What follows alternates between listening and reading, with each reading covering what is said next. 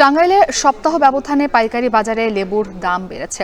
আকার ও মান ভেদে ৩৫ থেকে ৪০ টাকা কেজি দরে বিক্রি হচ্ছে লেবু। ব্যবসায়ীরা বলছেন, লেবুর উৎপাদন কমে গেলেও বাজারের চাহিদা বাড়ার কারণে দাম বেড়েছে।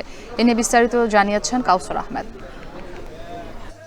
আমি আছি দেলদুয়ার উপজেলার বিলশা লেবুর বাজারে। এখানে প্রতিদিন সকাল ৮টা থেকে ৮:৩০ ৯টা পর্যন্ত লেবুর বাজার বসে। আর এই লেবু দিয়ে জেলার চাহিদা মেটানোর পাশাপাশি কিন্তু গাজীপুর, ময়মনসিংহ, মানিকগঞ্জ, সিরাজগঞ্জ, ঢাকা, সিলেট সহ অন্যান্য জেলার যারা পাইকার রয়েছেন তারা এখান থেকে লেবু কিনে নিয়ে তারা স্থানীয় হাট বাজারে বিক্রি করে থাকেন। আজকে এই বাজারের আসা কৃষক ও ব্যবসায়ীরা বলছেন যে সপ্তাহের ব্যবধানে লেবুর দাম বেড়েছে কেজিতে 12 থেকে 15 টাকা পর্যন্ত। আজকের বাজারে লেবু বিক্রি হচ্ছে 35 থেকে 40 টাকা কেজি দরে। এটা হচ্ছে পাইকারি দর। এছাড়াও খুচরা বাজারে লেবুর দাম আরও বেশি। টাঙ্গাইলের বাজারগুলোতে লেবু বিক্রি হচ্ছে 60 থেকে 65 টাকা দরে, আবার কোথাও কোথাও 70 টাকা কেজি দরেও লেবু বিক্রি হচ্ছে। আর এই লেবুর দাম বাড়ার কারণে বলছেন যে এখানে যারা কৃষক ও ব্যবসায়ীরা রয়েছেন তারা বলছেন যে গত কয়েকদিন আগে যে টাঙ্গাইলে বৃষ্টি হয়েছে সেই বৃষ্টির কারণে লেবু বাগান থেকে অনেকে তুলতে পারেনি এবং উৎপাদন অনেকটাই কমে গেছে। আর উৎপাদন কমলেও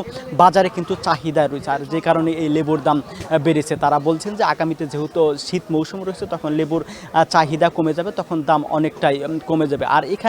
আর এই বাজার থেকে প্রতিদিন 30 থেকে 35 বস্তা লেবু বিক্রি হয়ে থাকে। আর আগে এখানে এক সপ্তাহ আগে এই বাজারে প্রতি বস্তা লেবু 3500 থেকে 3800 টাকা বিক্রি হলেও আজকের বাজারে লেবু বিক্রি হয়েছে 4500 থেকে শুরু করে 4800 টাকার মধ্যে।